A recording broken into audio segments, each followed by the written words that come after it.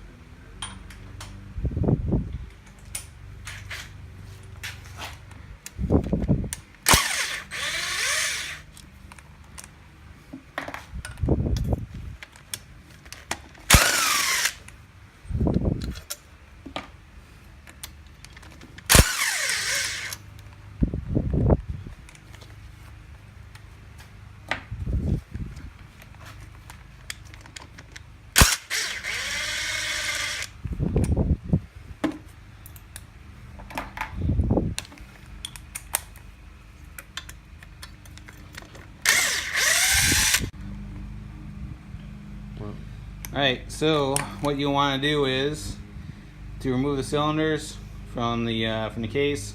You're going to remove the 4 nuts that are holding it down.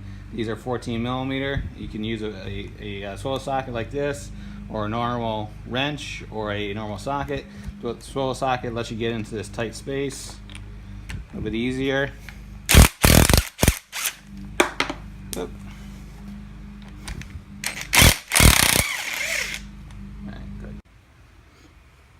Okay, so after you get the Y pipe off, what you want to do is take a dead blow hammer, and what you do is you're just going to hit it on all four corners, just breaking loose from the base gasket, and then you're just going to slowly lift up. The piston will just drop right down, and then what we're going to do is we're going to do the same thing for the magneto side. And what you want to do is you want to hold the piston as you're doing this so it doesn't bash up against the case. And what we want to do is we want to get the piston all the way down.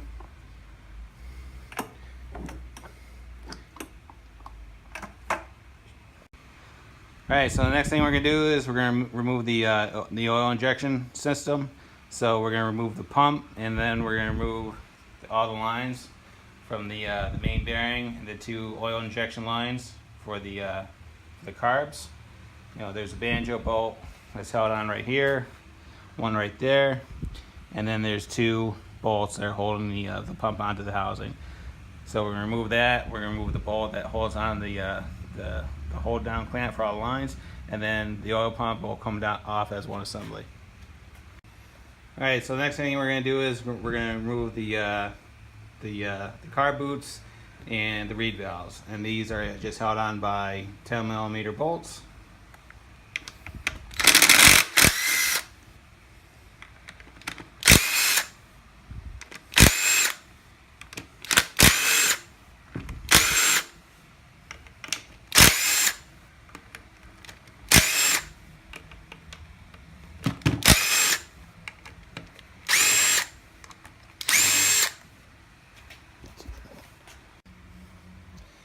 Alright, so now we're at the point where we're going to remove the piston from the connecting rod. You have to remove the wrist pin from it. You can go out and buy a dedicated wrist pin tool, or you can just make one on your own. But the first thing you need to do, you have to remove the circlip. And so what I did to make one out of just basic hardware, you're going to take a long bolt, you're going to take a socket, put the socket over it, and then you're going to feed the assembly through the wrist pin. You're going to take the nut, and then you're going to put it on the other side of the bolt. You're going to get it tight, and what you're going to do is you're going to essentially start threading it through until it gets tight.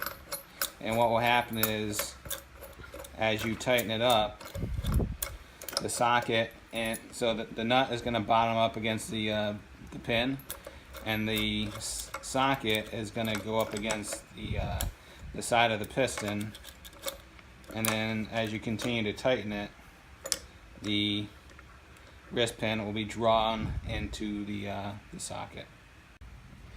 Alright, so what we're going to do next is we're going to move the recoil housing, and it's held on by these 10 millimeter bolts.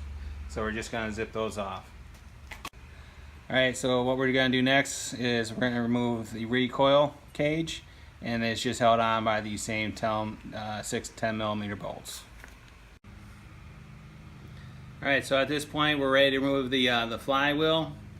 So we've taken the water pump belt off, we've taken the recoil cage off, and we have the flywheel puller on there. And these bolts are M6 by 1. And we have the flywheel puller on there. We've greased the threads. You always want to do that to make sure that you're not going to strip the threads out. And we have washers on the bolts on the crow's foot itself to make sure that we're not stripping the bolts off. So another thing you want to do is the nut on the flywheel, back it off, but don't take it off. And the reason why is because when this thing pops off, the nut on the crankshaft will essentially act as a catch, so this whole assembly doesn't land on the ground.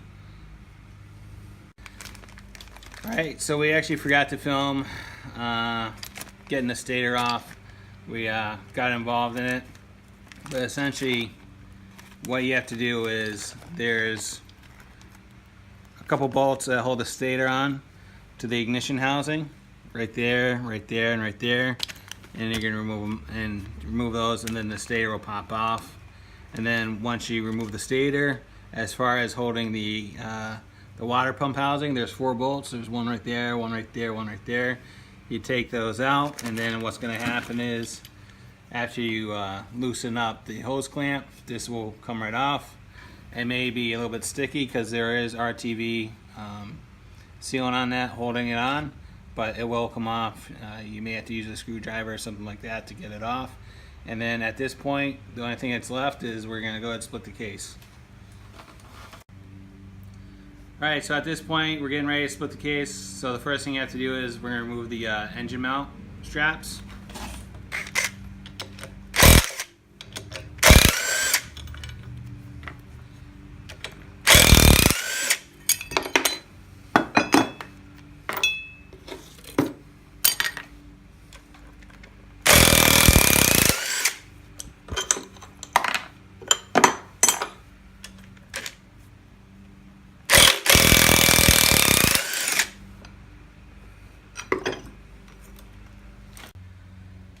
Alright, so we're getting ready to split the case. There are 2 different size fasteners. There's 2 bolts on the PTO side. These are 15 millimeter, and then you have 4 bolts holding on the other side of the case.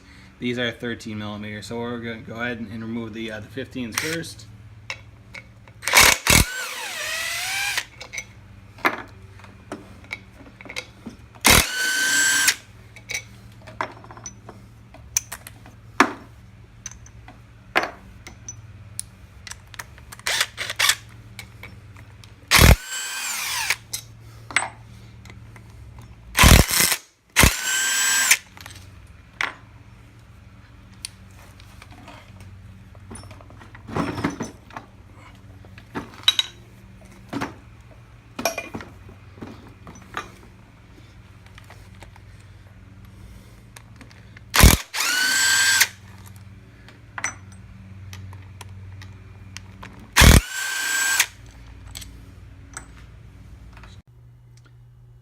Alright, so at this point, essentially the tear down is complete. You know, the crank has been removed from the cases.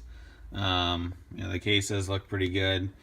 But again, you know, when you buy an older sled, you know, buyer beware. You know, even though the seller said, "Oh, this thing runs mint," you know, you gotta take that with a grain of salt.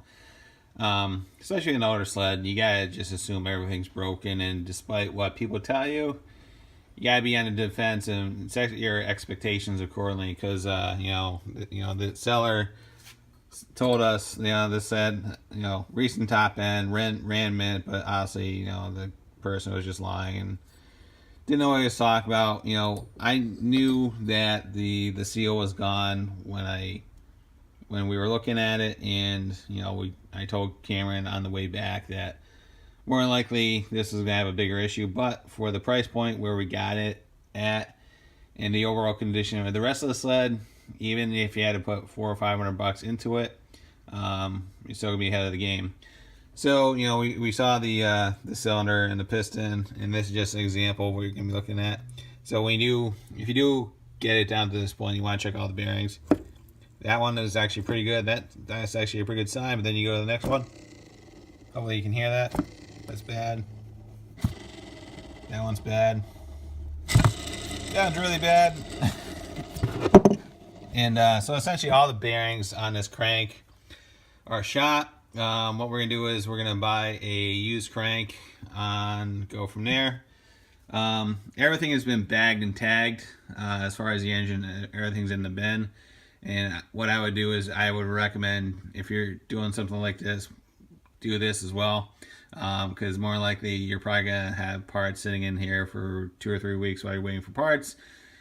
And nothing is more frustrating to going back and trying to realize what the hell went where, what fasteners were with what. And you know, if you bag it and tag it, it makes it for a fairly easy reassembly process, where you know what goes where.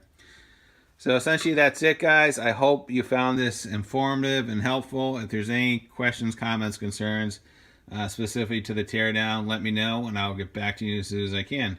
And as always, thanks for watching. Please like and subscribe, and also click on the bell for to receive all the updates and notifications on my channel. Thanks. See ya.